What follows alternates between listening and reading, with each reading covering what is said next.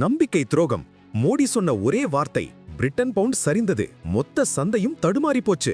உலகையே ஆட்டிப்படைக்கும் இந்தியாவோட பவர் இப்போ தெரியுதா?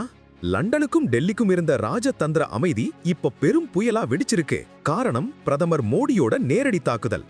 கீஸ்டார்மர் நிர்வாகம் செஞ்ச வர்த்தக துரோகம் ஒரு பூகம்பத்தை ஏற்படுத்திருச்சு. காமன்வெல்த் அமைப்பை இப்போ உடைஞ்சு போகும் அபாயத்துல இருக்குதாம். உண்மையிலேயே என்ன நடந்தது? பிரிட்டனின் பொருளாதாரத்தை தூக்கி நிறுத்த கொண்டு வரப்பட்ட ஒப்பந்தத்துல கடைசி நிமிடத்துல இந்திய தொழில்நுட்ப ஏற்றுமதியை குறைக்கிற ரகசிய பிரிவுகள் விவசாய பொருட்களுக்கு கட்டுப்பாடுன்னு வஞ்சகம் பண்ணிருக்காங்க.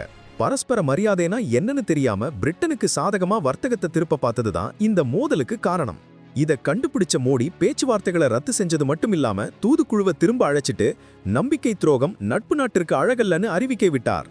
அந்த ஒரே வாக்கியம் உலக நாடுகளை உலுக்கியது. பவுண்ட் சரிந்தது. காமன்வெல்த் நாடுகள் அவசர ஆலோசனை செஞ்சாங்க. இந்திய டிவி விமர்சகர்கள் இத பிரிட்டிஷ் மாயையின் முடிவுன்னு வர்ணிக்கிறாங்க. இதோட விளைவு என்ன தெரியுமா? மன்னர் சார்லஸ் ஸ்டார்மர் மேல கோபமா இருக்கிறாராம். காமன்வெல்த் பிரிட்டனின் தார்மீக நிலைப்பாட்டின் சின்னம், அத பணயம் வைக்கக்கூடாதுன்னு எச்சரிச்சதாகவும் அரண்மனை வட்டாரங்கள் சொல்லுது. நாங்கள் அடிமைகளாக நடத்தப்பட மாட்டோம் என்று மோடி நாடாளுமன்றத்தில் முழக்கமிட்டது உலகமெங்கும் ட்ரெண்ட் ஆனது. பிரிட்டன் அகந்தையால தனிமைப்படுத்தப்பட்டு அவமானப்படுத்தப்பட்டு பிளவுபட்டு நிக்குது. ஸ்டார்மர் மன்னிப்பு கேட்க மறுக்கிறார்.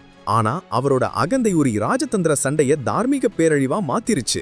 இந்த நெருக்கடி ஸ்டார்மரோட நம்பகத்தன்மையை நிரந்தரமா அழிக்குமா, இல்ல இன்னும் அதிர்ச்சி ஊட்டும் வகையில பதிலடி கொடுப்பாரா? உலக அரசியலையே புரட்டி போட்ட இந்த சம்பவத்தை பத்தி நீங்க என்ன நினைக்கிறீங்க? மறக்காம கமெண்ட்ல சொல்லுங்க.